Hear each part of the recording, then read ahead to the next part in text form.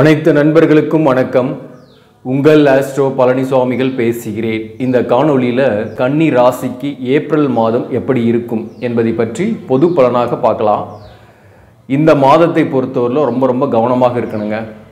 குறிப்பாக இப்போ தான் நம்ம போட்டோம் குரு பெயர்ச்சி பலன்கள். அது மே 1ஆம் தேதியிலேருந்து அது எஃபெக்ட் ஆகுது.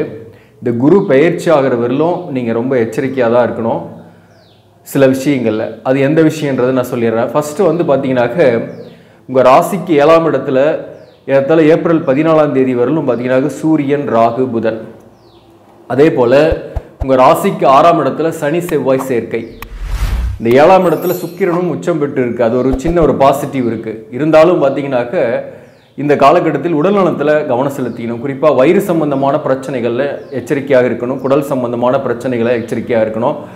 நல்ல உணவுகளை சாப்பிட்ணும். குடிநீரை கொதிக்க வச்சு குடிக்கிறது கூட ரொம்ப நல்லது.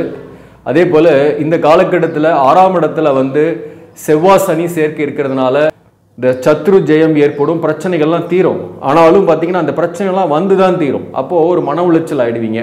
ஒரு டிஸ்டர்பன்ஸாக ஃபீல் பண்ணக்கூடிய சூழ்நிலை ஏற்பட்டுடும். அப்போது இருக்கிற வேலையை விட்டுட்டு இந்த வேலை பின்னாடி போக வேண்டிய சூழ்நிலை வரும். குறிப்பாக யார் மூலம் இந்த பிரச்சனை வரும் அப்படின்னாக்க வாழ்க்கை துணைவரோட வாக்குவாதங்களை செய்வதை தவிருங்க.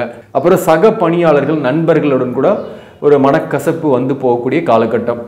இப்போ பார்த்தீங்கன்னாக்க வாழ்க்கை துணைவரோட ஏதாவது சமரசம் இல்லாமல் சண்டை போடுறீங்க, பிரச்சனை வருது அப்படின்னாக்க, அல்லது ஏற்கனவே பிரிஞ்சிருக்கீங்க வாழ்க்கை துணைவரோட, இப்போ டிவோர்ஸ் அப்ளை பண்ணுறதா, இல்லை போலீஸ் ஸ்டேஷனில் போய் கம்ப்ளைண்ட் பண்ணுறதா, அல்லது வக்கீலை பார்க்குறதானாக்க இந்த மாதிரியான சூழ்நிலை இப்போ உங்களுக்கு இருக்குது. அந்த மாதிரி போலீஸ் ஸ்டேஷன் போகிறது, வக்கீலை பார்க்குறது, கோர்ட்டுக்கு போகிறது, இந்த மாதிரியான சூழ்நிலைலாம் சில பேருக்கு இருக்குது. இப்போ ஒரு நல்ல தசாபுக்தி உங்களுக்கு நடக்கலை அப்படின்னாக்க வம்பு வழக்குகள்லாம் உங்களை தேடி வரும்.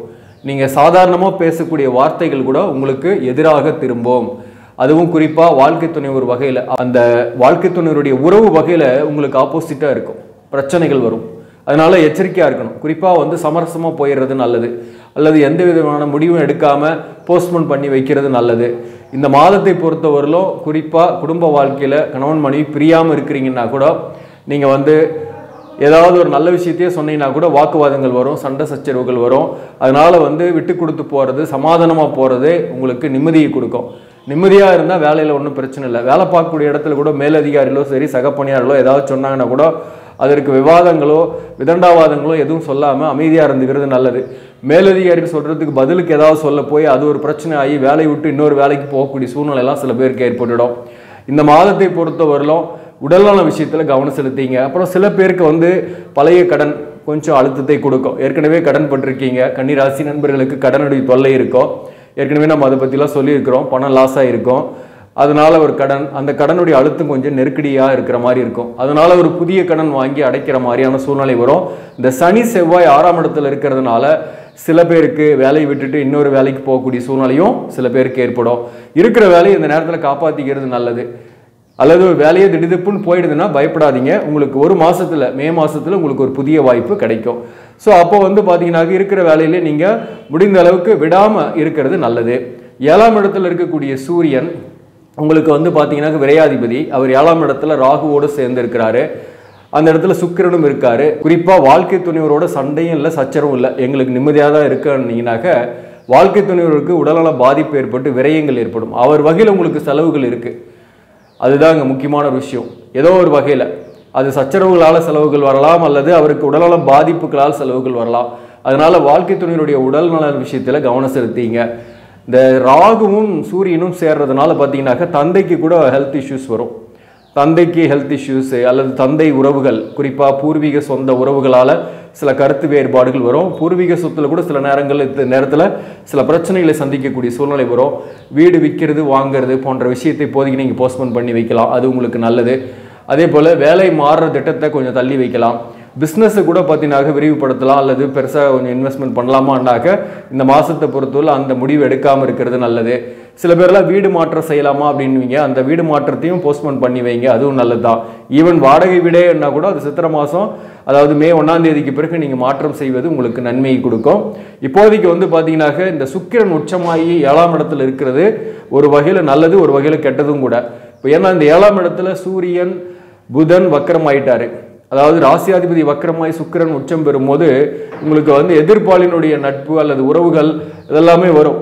நீங்கள் வந்து சைலண்டாக இருக்கிறீங்க, அமைதியாக இருக்கீங்க, அந்த விஷயத்துக்கே போகலன்னா கூட உங்களை தேடி வந்து உறவுகள் வரும். அதாவது உங்களை விரும்புகிறேன் அப்படின்னு சொல்லுவாங்க, அல்லது வந்து ஏதோ ஒரு வகையில் ஒரு நட்புறவாக கூட வரலாம். பட் புதியவர்களை நம்பி எந்த ஒரு காரியத்தையும் ஈடுபடாதீங்க. புதிதாக ஒரு நட்பு வருது, ஒரு காதல் வருது அப்படின்னாக்க அதில் திருதுப்புன்னு இறங்கிட்டீங்கன்னா கூட உங்களுக்கு ஒரு மன உளைச்சலை கொடுக்கக்கூடியதாகவே இருக்கும். அதனால் உங்கள் மனசை பறி கொடுத்துட்டு அல்லது பணத்தை பறி கொடுத்துட்டு பாதிக்கப்படக்கூடிய சூழ்நிலையும் இருக்குது. அந்த விஷயத்துலையும் நீங்கள் கவனமாக தான் இருக்கணும். அதே போல் ஆன்மீக பயணம் போயிட்டு வர்றது, ஒரு தொலைதூர பயணம் போயிட்டு வர்றதெல்லாம் உங்களுக்கு நடக்கும். இந்த மாதத்தை பொறுத்தவரையிலும் உறவுகளோட, குறிப்பாக வாழ்க்கை துணைவர், நண்பர்கள், சக பணியாளர்கள் அல்லது வாழ்க்கை துணையினுடைய உறவு வகையில் அல்லது உங்கள் உறவு வகையில் கூட ஒரு மனக்கசப்புகள் வரக்கூடிய வாய்ப்பு உண்டு. உறவால் மனக்கசப்பு. அதனால் வந்து முடிந்த அளவுக்கு அதிகமாக அவங்ககிட்டலாம் இன்ட்ராக்ட் பண்ணிங்கனாக்க அவங்க உங்களை பற்றி தவறாக புரிந்து கொள்ளக்கூடிய சந்தர்ப்பங்கள் ஏற்பட்டுடும். அவங்களாம் நிறைய அட்வைஸ் பண்ணக்கூடிய சூழ்நிலையெல்லாம் வந்துடும். அதனால் முடிஞ்ச அளவுக்கு சற்று விலகியே இருங்க. இதிலெல்லாம் பொறுமை காக்கணும். ரெண்டாவது, சூரியன் 7ஆம் இடத்துலேருந்து ராசியை பார்க்குறாரு, அங்கே கேது இருக்கிறாரு. மனக்குழப்பம் அதிகமாக இருக்கும், கோபம் அதிகமாக வரும், டென்ஷன் ஆவீங்க. அதை குறைச்சிக்கிறது நல்லது. அதே போல் பார்த்தீங்கன்னாக்க புதியவர்களும் அறிமுகம் ஆவார்கள். இந்த சுக்கிரனும் புதனும் சேர்ந்து இருக்கிறதுனால பார்த்தீங்கன்னாக்க புதிய காதல், புதிய நட்பு, புதிய உறவால் சில மகிழ்ச்சிகளும் வரும். புதிய உறவால் சில மகிழ்ச்சிகளும் வரும். ஆனால் அதில் முழுமையாக இறங்கும் போது தான் சில பாதிப்புகளும் வரும் என்பதை தான் இங்கே நான் முக்கியமாக குறிப்பிட்றேன்.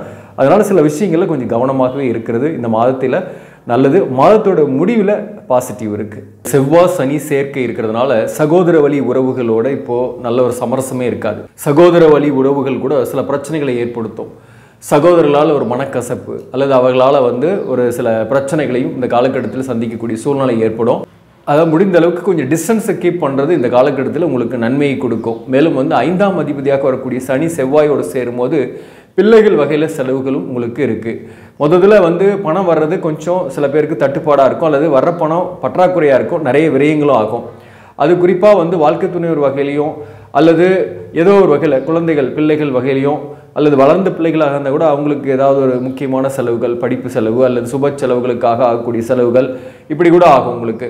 அதே சமயத்தில் அதற்கு கடன் படக்கூடிய சூழ்நிலை அல்லது பழைய கடனை அடைக்கிறதுக்கு ஒரு புதிய கடன் வாங்கக்கூடிய சூழ்நிலையும் சில பேருக்கு இருக்குது. இந்த மாதத்தை பொறுத்தவரை பாசிட்டிவான ஒரு விஷயம் என்னன்னாக்க, என்னதான் வந்து நீங்கள் எதிரிகள், எதிர்ப்புகள், பிரச்சனைகள் வந்தாலும் சமாளிப்பீங்க. எப்படின்னாக்க, நீசம் பெற்ற இடத்துல புதன் பகவான் வக்கரமாகிறது, நீச பங்கமாகிறாரு. அதனால் உங்களுக்கு ஆரம்பத்தில் இது எல்லாமே நெகட்டிவாக தெரியும். நீசத்திற்கான பலனை கொடுக்கும். புதன் நீச பங்கமாகிறாரு, அதாவது மீனத்தில் நீசம் வக்கரமாகும் போது முதல்ல கஷ்டமாக இருக்கிற மாதிரி தான் இருக்கும்.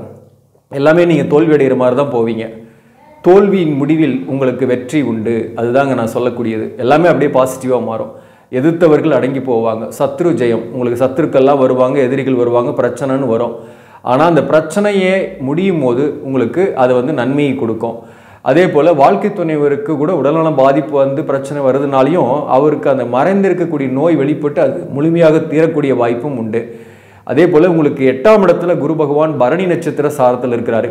மேலும் மாதத்தோட பிற்பகுதியில் குறிப்பாக ஏப்ரல் 14ஆம் தேதி சூரியன் உங்களுக்கு 8ஆம் இடத்துக்கு வந்துடுது. 12ஆம் அதிபதி 8ஆம் இடத்துல குருவோட சேர்ந்து இருக்கிறது நல்லது. இந்த நேரத்தில் தொலைதூர பயணங்கள் சில பேருக்கு சாத்தியமாகும். வெளிநாட்டுக்கு போகிறீங்க அல்லது வெளி மாநிலத்துக்கு போகிறீங்க, வேலைக்காக ட்ரை பண்ணுறீங்கன்னா அது சாத்தியமாக இருக்கும். ஆன்மீக பயணங்கள் இந்த மாதத்தை பொறுத்தவரை பிற்பகுதியில் இருக்குது. அதே போல் இந்த சூரியனும் குருவும் 8ஆம் இடத்துல சேரும்போது வெளிநாட்டில் வசிக்கக்கூடியவர்களுக்கு பிஆர் கிடைக்கும். அதே போல் இங்கே இருக்கிறவங்களுக்கும் பார்த்தீங்கன்னாக்க அரசு பணிக்காக படிக்கிறீங்க, தேர்வு எழுதுறீங்க அப்படின்னாக்க ஒரு கான்சன்ட்ரேஷன் வரும். படிப்பில் வெற்றி அடையக்கூடிய வாய்ப்பும் உண்டு, தேர்வுகளில் வெற்றி அடையக்கூடிய வாய்ப்பும் உண்டு. உங்கள் சுய ஜாதகத்தில் அரசு பணிக்கு போகிறதுக்கான பிராப்தங்கள் இருந்து சூரியன் நல்லா இருக்கும் பட்சத்தில் விரையாதிபதியாக வரக்கூடியவர் 8ஆம் இடத்துல உச்சமாகிறது ஒரு விபரீத ராஜயோகம் தான். அந்த வகையில் வந்து பார்த்தீங்கன்னாக்க ரொம்ப நாளாக ஒரு பூர்வீக சொத்தில் பிரச்சனை ஆரம்பத்தில் இருக்குது, சகோதர வகையில் பிரச்சனை இருக்குது அப்படின்னா கூட அது முடியும் போது இந்த மாதத்தோட இறுதியிலேயே வந்து பார்த்தீங்கன்னாக்க உங்களுக்கு அது பாசிட்டிவாக இருக்கும், அது கைக்கு வரும். அல்லது வந்து தந்தையால் சில நன்மைகள் இதெல்லாம் உங்களுக்கு இருக்குது. தந்தையோட சேமிப்பு சில பேருக்கு கிடைக்கிறது. இந்த சூரியன் குரு சேர்க்கை ஏற்படும் போது தந்தையால் ஆதாயம் பெறக்கூடிய வாய்ப்பு, மூத்த மகனால் இருந்து வந்த பிரச்சனைகள் நீங்கிறது, இப்படி பாசிட்டிவான விஷயங்கள்லாம் இந்த காலகட்டத்தில் இருக்குது. மாதத்தோட பிற்பகுதியில் உங்களுக்கு மாதம் முழுக்கவே ஏறத்தாழ ஏப்ரல் 1ஆம் தேதியிலேருந்து ஏப்ரல் 25ஆம் தேதி வரலும் பார்த்தீங்கன்னாக்க மேக்சிமம் புதன் வக்கரம் பெற்று இருக்கிறது எல்லாத்தையுமே நீங்கள் சாலிடாக சமாளிப்பீங்க.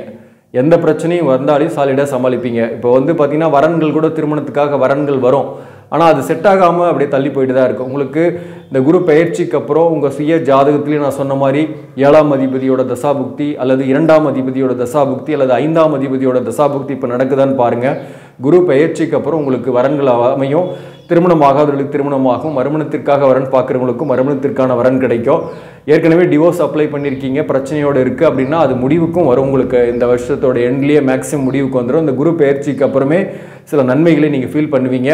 அதே போல் முக்கியமாக இந்த ஏப்ரல் 5ஆம் தேதி பார்த்தீங்கன்னாக்க புரட்டாதி 1ஆம் பாதத்தில் செவ்வாயும் இருக்குது, புரட்டாதி 1ஆம் பாதத்தில் சனியும் இருக்குது. அதாவது பங்குனி 23ஆம் தேதி அந்த காலகட்டத்தில் வண்டி வாகனங்களில் போகிறீங்க அப்படின்னாக்க கொஞ்சம் கவனமாக இருங்க, எச்சரிக்கையாக இருக்குங்க. சீட் பெல்ட் போட்டுங்க, தலைக்கவசம் போட்டுங்க, அது ரொம்ப ரொம்ப முக்கியம். மொத்தத்தில் உடம்பு விஷயத்தில் கவனம் செலுத்திக்கணும், அதுதான் ரொம்ப ரொம்ப ஃபஸ்ட்டு முக்கியமான விஷயம். கொஞ்சம் உடற்பயிற்சி செய்யுங்க, மனசை அமைதியாக வச்சிங்க. சில காரியங்கள் இழுத்தடிக்கிற மாதிரி இருக்கும், இழுபறியாக இருக்கும், ஆனால் முடியும் போது பாசிட்டிவாக முடியும். அதனால் ஒரி பண்ணவே வேண்டாம். ஆரம்பத்தில் கஷ்டமாக இருந்தாலும் முடியும் போது பாசிட்டிவாக இருக்குது. அதுதான் உங்களுக்கு இந்த மாதத்தில் இருக்கக்கூடிய ப்ளஸ் பாயிண்ட்டு. அதனால் இந்த மாதத்தை பொறுத்தவரை நீங்கள் வழிபட வேண்டிய தெய்வம் எது அப்படின்னாக்க கன்னிராசி நண்பர்கள் முருகப்பெருமானை வழிபாடு செய்யுங்க. வீட்டில் இருந்தே வழிபாடு செய்யுங்க. கந்த சஷ்டி கவசம் படிங்க, டெய்லி கூட படிக்கலாம்.